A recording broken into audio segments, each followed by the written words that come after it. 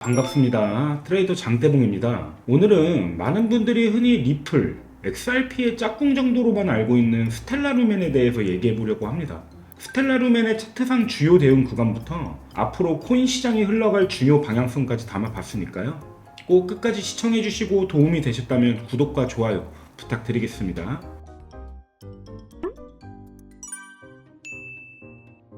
가상자산 시장에는 수많은 프로젝트가 존재합니다. RWA, 디파이, 밈코인, 그리고 스테이블 코인까지 겉으로 보면 전부 다른 내러티브를 가지고 있는 것처럼 보이죠? 하지만 구조적으로 보면 이 시장의 흐름은 크게 두 갈래로 정리됩니다. 하나는 가격의 변동성을 중심으로 움직이는 자산들, 그리고 다른 하나는 기존 금융 시스템의 비효율을 줄이는 인프라형 프로젝트입니다. 오늘 이야기할 스텔라루멘은 이 중에서도 금융 인프라 개선에 더 가까운 프로젝트입니다. 지금 이 순간에도 전 세계 자본은 이동하고 있습니다. 하지만 그 정산 과정은 여전히 수십 년 전 구축된 국제 결제망 위에서 이루어지고 있습니다. 문제는 단순히 느리다는 게 아닙니다. 이동하는 동안 그 자금이 멈춰 있다는 게 더 큰 문제입니다.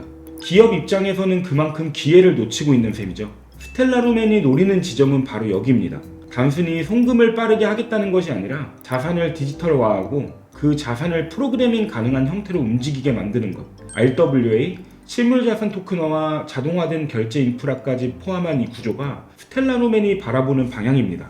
오늘은 현재 스텔라루멘을 보유하고 계신 분들이라면 반드시 알고 계셔야 할 향후 방향성과 최근 이슈들, 그리고 저희 장대봉 팀이 보고 있는 진입 구간과 목표 시나리오까지 준비해 봤습니다. 스텔라루멘이 단순한 알트코인으로 남을지 아니면 리플처럼 금융 인프라의 한 축으로 자리 잡을 수 있을지 지금부터 이야기해 보도록 할 텐데요. 영상 시작 전에 구독과 좋아요 한 번씩 부탁드리겠습니다. 대다수의 투자자가 범하는 가장 큰 오류는 이 스텔라루멘을 그저 수천 개의 알트코인 중 하나로 취급한다는 점입니다. 하지만 꼭 알고 계셔야 할 게 스텔라루멘의 본질은 디지털 화폐가 아니라 글로벌 금융 인프라 그 자체에 있습니다. 단순히 시세 차익을 노리는 투기성 알트코인이 아니라 세상의 모든 자산이 이동하는 디지털 레일을 점유하겠다는 것이 이 프로젝트의 핵심입니다. 스텔라의 목표는 단순히 빠른 송금이 아닙니다. 자산을 토큰화하고 그 자산이 예측 가능한 비용과 속도로 정산되는 구조를 만드는 것입니다. 그래서 스텔라는 시작 단계부터 결제 인프라에 최적화된 설계를 선택했습니다.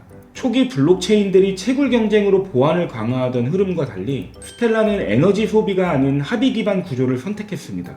검증자들이 신속하게 합의를 도출해 거래를 확정하는 방식입니다. 이 차이가 꽤 중요합니다. 비트코인은 강력한 보안을 얻는 대신 높은 에너지 비용을 감수해야 하고, 이더리움은 네트워크 사용량이 급증하면 수수료 변동성이 커지는 구조입니다. 반면 스텔라는 거래가 평균 3초에서 5초 내에 확정되고 수수료 역시 극단적으로 변동하는 구조가 아닙니다. 하지만 핵심은 단순한 속도가 아닙니다. 금융기관이 실제로 중요하게 보는 요소는 속도보다는 거래량이 늘어나도 비용 구조가 급격히 변하지 않고 정산 시간이 일정하게 유지되는 예측 가능성입니다. 결제 인프라는 빠르기만 해서는 부족합니다.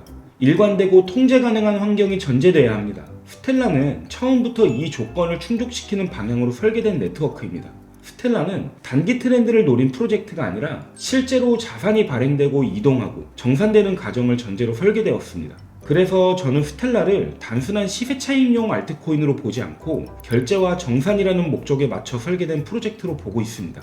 그렇다면 이 구조가 실제 시장에서는 어떻게 나타나고 있을지 살펴보도록 하겠습니다.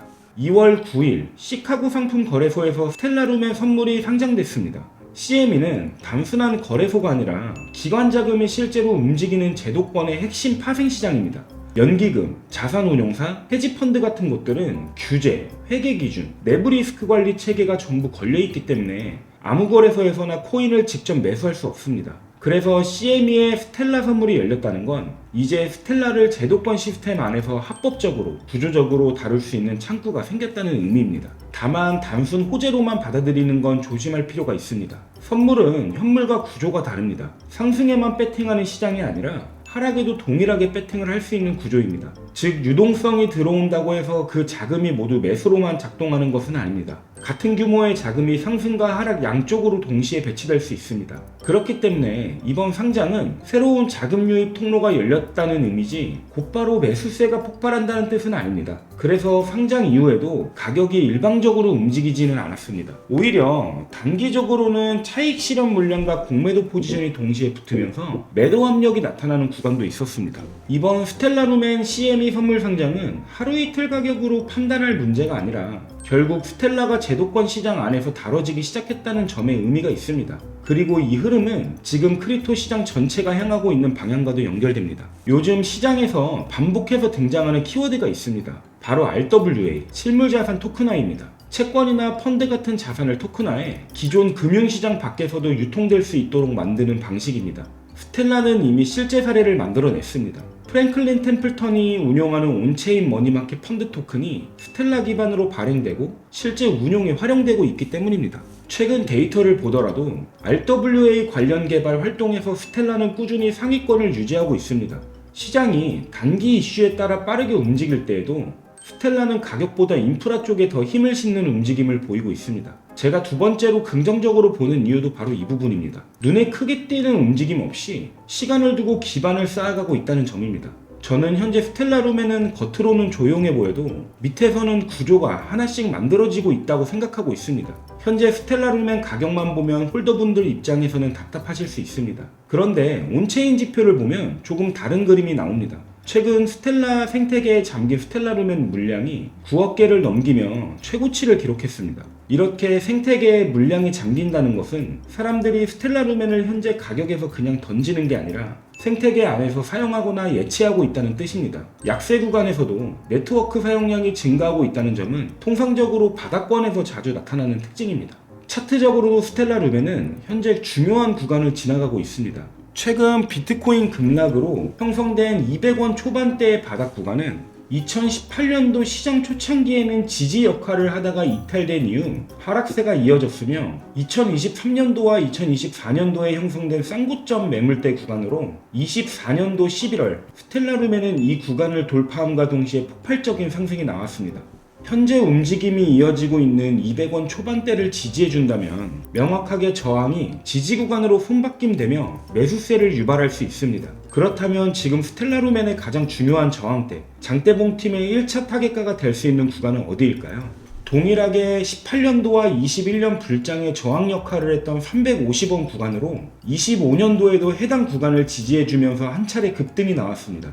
해당 라인을 돌파한다면 스텔라루멘의 역사적 고점 탈환 가능성도 충분히 노려볼 수 있다고 생각합니다. 물론 리스크 또한 존재합니다. 스텔라에 대해 냉정하게 볼 부분도 분명히 있습니다. 결제와 토큰화 영역은 이미 경쟁이 매우 치열합니다. 이 분야는 경쟁 종목들이 많기 때문에 스텔라만의 독점은 힘든 시장입니다. 기관 채택은 인프라가 갖춰졌다고 해서 바로 이루어지는 일이 아닙니다. 실제 자금이 본격적으로 들어오기까지는 시간이 필요합니다. 결국 스텔라는 단기간에 급등하는 자산이라기보다는 시간을 들여 기반을 쌓아가는 자산에 더 가깝습니다. 스텔라루멘이 지금 약한 흐름에 있는 건 사실입니다. 차트만 보면 답답해 보일 수도 있습니다. 그런데 다른 쪽을 보면 또 완전히 비어있는 상황은 아닙니다. CME 선물이 열리면서 제도권에서 다룰 수 있는 길이 생겼고 RWA 쪽에서도 실제 사례들이 조금씩 쌓이고 있습니다.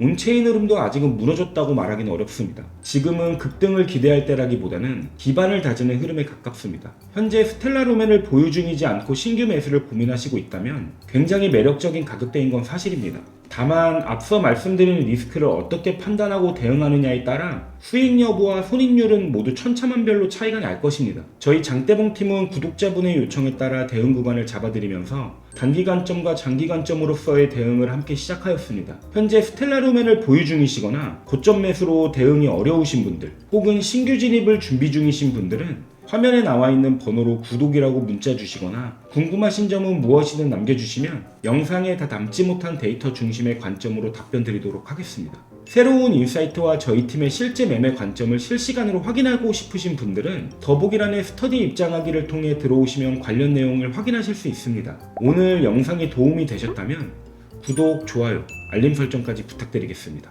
감사합니다.